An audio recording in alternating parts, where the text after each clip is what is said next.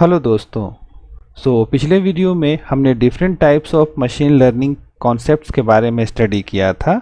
अब आने वाले वीडियोस में हम ये स्टडी करेंगे कि उसके जो डिफरेंट कॉन्सेप्ट्स जो हैं उसके बारे में थोड़ा सा ड्रिल डाउन करेंगे। ओके, तो देखिए, लास्ट वीडियो में हमने पढ़ा था कि मशीन लर्निंग को सबसे पहले दो कैटेगरी में बांटा गया है, सुपरवाइज्ड और अनसुपरवाइज्ड में। ओके, और अभी हम सुपरवाइज की एक कैटेगरी जो रिग्रेशन मशीन लर्निंग कॉन्सेप्ट है उसको हम लोग स्टडी करने जा रहे हैं।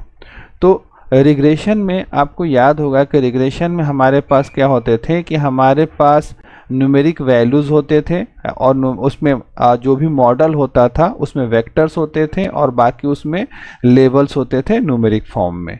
ओके, सो उस तरह से हम डेटा लेकर के क्या करते थे, अपने मॉडल को ट्रेन करते थे। ओके, तो यहाँ पे क्या है कि हमें आप वेक्टर्स पता है और लेबल्स पता है, दोनों पता है हमें। ओके, तो देखिए इसके लिए क्या करना पड़ता है कि सबसे पहले हमारे पास, जैसे कि इस इमेज में आपको दिख रहा होगा, इस इमेज में आपको दिख रहा होगा कुछ कॉन्सेप्ट, जैसे जस्ट लाइक नंबरिंग की गई है 1 2 3 4। ओके, तो जो वन पार्ट है, इस पार्ट में आपको दिख रहा होगा कि डिफरेंट डेटा सेट्स हैं, साथ में उसके लेबल्स भी दिए हुए हैं।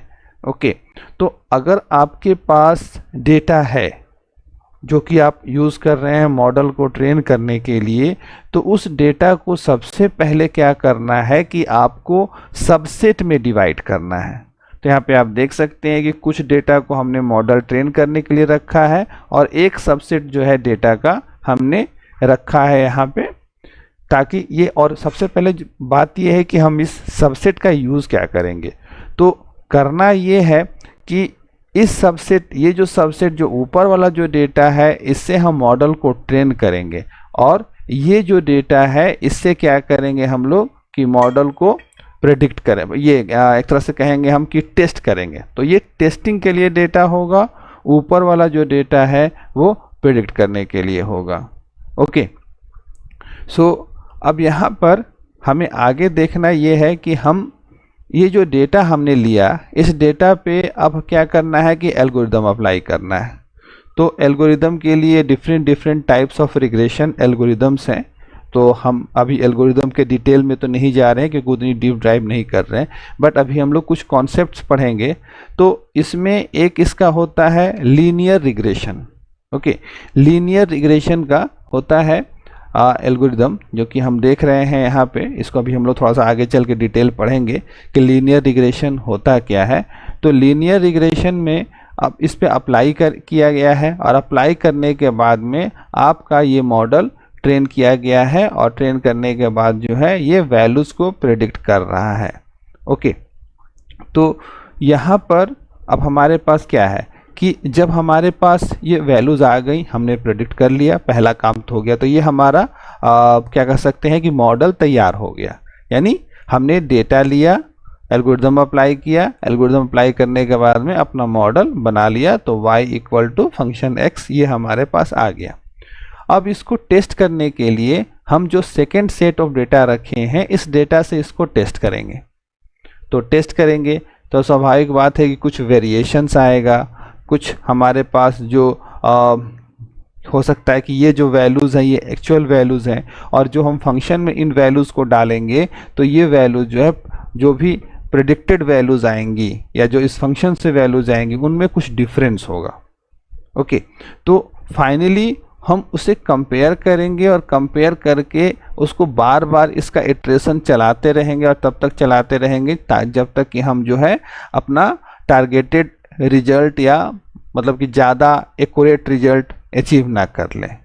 ओके, तो इस डायग्राम के माध्यम से आपको ये समझाया गया है कि हम कैसे प्रोसेस करेंगे। तो एक तरह से प्रोसेस किया जा रहा है डेटा को। अब आइए देखें कि इसके बाद अगर इसको हम लोग एक एग्जाम्पल के तौर पे लेके चलें, तो चलिए हम ज़्यादा नहीं, कुछ जैसे कि इसमें x1 x2 x3 लिया गया है लेवल्स में, इतना ज़्यादा नहीं लेकर के इसमें सिंपल एक एग्जाम्पल x एक्सिस का लिया गया है और x का लिया गया है सिंपल एग्जाम्पल, और एक सिंगल वैल्यू लिया गया है। क्योंकि मल्टीपल वैल्यूज़ लेंगे तो और ज़्यादा वो कॉम्प्लेक्सिटी बढ़ेगी। तो अभी हम समझने के लिए एक सिंगल वैल्यू लेकर चलते हैं, और ये सिंगल वैल्यू है, हम लेते हैं आइसक्रीम शॉप के लिए, आइसक्रीम के लिए, सेल्स के लिए ही लेते हैं टेम्परेचर का। तो मान लिया जाए कि टेम्परेचर अगर 51 होता है तो नंबर ऑफ आइसक्रीम कितने सेल हुए वो वाई एक्सिस का पार्ट है। ओके, तो अब यहाँ पे ये वैल्यूज हमने ली है, 51 पे 1, 52 पे 0, 67 पे 14, 65 पे 14, इस तरह से करके ये एक हमने डेटा लिया है फ्यूचर, और जो पास्ट वैल्यूज हम लोग कह सकते हैं। और अब हमारा काम क्या है कि हम मॉडल को ट्रेन करेंगे। तो ट्रेन करने के लिए जैसा कि मैंने बताया था कि हम इसको, इस जो पूरा डेटा है, इस डेटा को सेट्स में बांट दिए। पहला सेट में बांटा गया है, और इस सेट में बांटने के बाद अब इसको जो है एक ग्राफ पे आप प्लॉट करो। ठीक है, तो अगर ये ग्राफ पे आप प्लॉट करेंगे एक्स एक्सिस और वाई एक्सिस में, तो देख सकते हैं कि 50 पे 0, कोई सेल्स नहीं। ठीक है, और उसके बाद जब हम आगे बढ़ते हैं, ठीक, यानी 50 पे 0 है तो 51 पे ये 1 सेल दिख रहा है। उसके बाद में 65 पे ये अप्रॉक्स 14 सेल्स दिख रहा है। तो इस तरह से ये ड्रॉ हुआ है एक ग्राफ जो प्लॉट किया गया है। अब इस पे अगर हम आगे देखते हैं, तो अब इस पे अगर हम लीनियर रिग्रेशन अप्लाई करें, तो लीनियर रिग्रेशन में सिंपली क्या करना है कि हमें एक स्ट्रेट लाइन प्लॉट करना है। तो x और y एक्सिस के बीच में ये एक स्ट्रेट लाइन प्लॉट हुआ है। तो आप इसमें देख सकते हैं कि थोड़ा थोड़ा डिविएशन है जो हमारा एक्चुअल वैल्यूज है।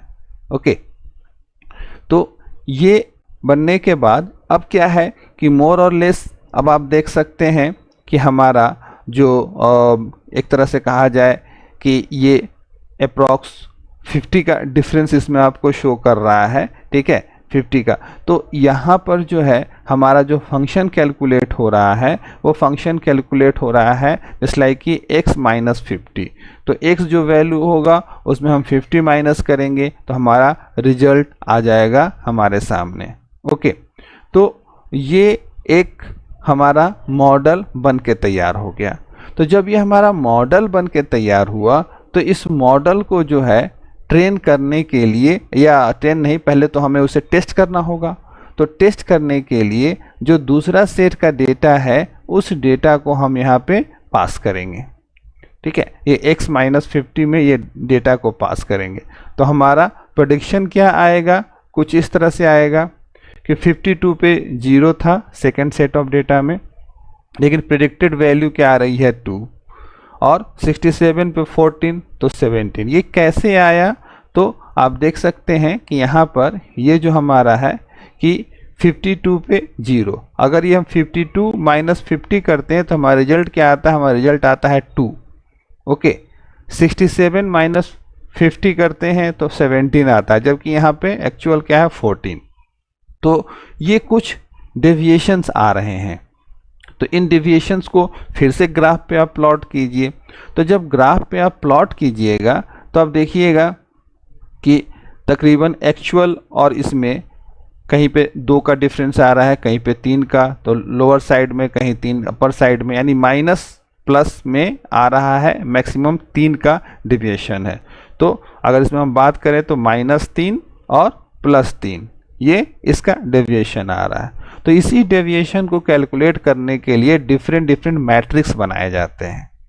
तो इसमें से कुछ मैट्रिक्स का एग्जांपल आपको यहाँ पे दिया हुआ है, जस्ट लाइक कि मीन एब्सोल्यूट एरर, ये मैट्रिक्स है।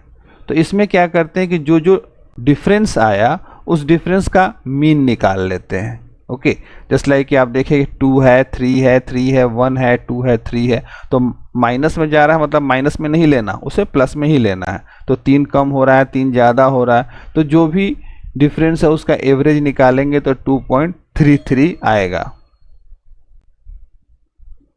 तो जो भी डिफरेंस हम निकालेंगे उसका 2.33 आएगा। तो ये हमारा मीन एब्सोल्यूट एरर है। ओके, तो ये एरर का मेजरमेंट है। दूसरा हमारे पास क्या है, मीन स्क्वायर्ड एरर। तो इसमें क्या करते हैं कि जो डिफरेंस आया है उस डिफरेंस का स्क्वायर करके उसका मीन निकालते हैं।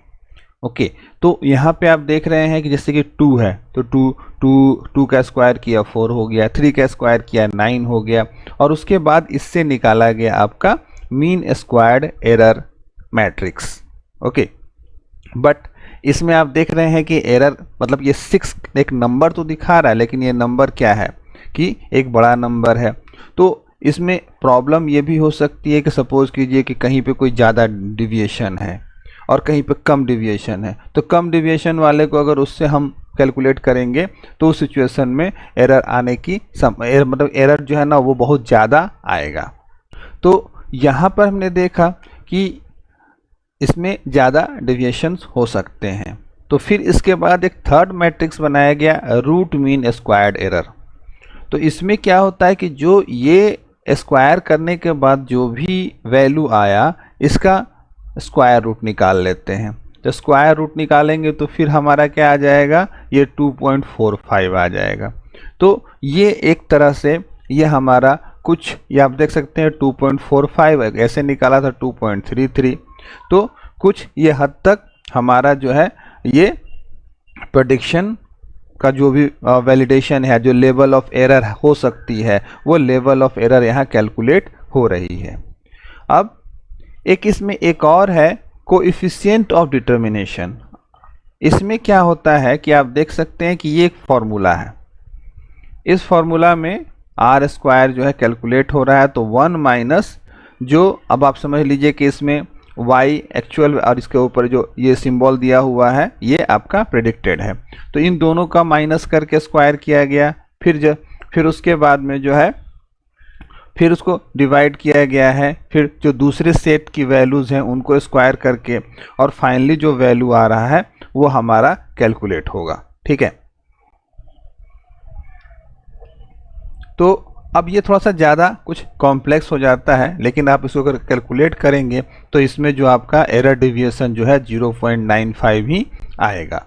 तो ये आपका कोएफिशिएंट ऑफ डिटर्मिनेशन का मैट्रिक्स है। इसके बाद इसमें एक इटरेटिव ट्रेनिंग का कॉन्सेप्ट है कि अब होता क्या है कि जो भी मैट्रिक्स ने डिस्क्राइब किया डेटा, उस डेटा से हम अपना रिग्रेशन मॉडल को इवेलुएट कर रहे हैं, और इवेलुएट करने के बाद हम क्या करते हैं कि इटरेटिव प्रोसेस करते हैं ताकि कि हम मॉडल को ट्रेन कर सकें। ओके, तो जस्ट लाइक कि फीचर सिलेक्शन एंड प्रिपरेशन एक ये काम करते हैं, दूसरा एल्गोरिदम कौन सा यूज़ करना है ये काम करते हैं, एल्गोरिदम में कौन सा पैरामीटर भेजना है ये काम करते हैं। तो ये हम मल्टीपल टाइम्स करते हैं जिससे कि हम मॉडल को ट्रेनिंग प्रोवाइड करते हैं। ओके, ताकि हमारा मॉडल जो है उसमें ज़्यादा से ज़्यादा हो सकता है कम से कम एरर का चांसेस हो, और हमारा प्रेडिक्शन जो है वो मोस्ट एक्यूरेट हो। ओके, 100% तो नहीं हो सकता, बट हम 100 के आसपास पहुंच सकते हैं। तो इसमें हमने सिर्फ डिफरेंट मतलब रिग्रेशन मॉडल के बारे में हमने पढ़ा, इसमें डिफरेंट जो भी इसके इवैल्यूएशन मैट्रिक्स है उनका हमने ओवरव्यू लिया है। ओके, तो आशा है दोस्तों कि आपको ये वीडियो पसंद आया होगा। वीडियो को लाइक शेयर सब्सक्राइब कीजिए। थैंक यू दोस्तों।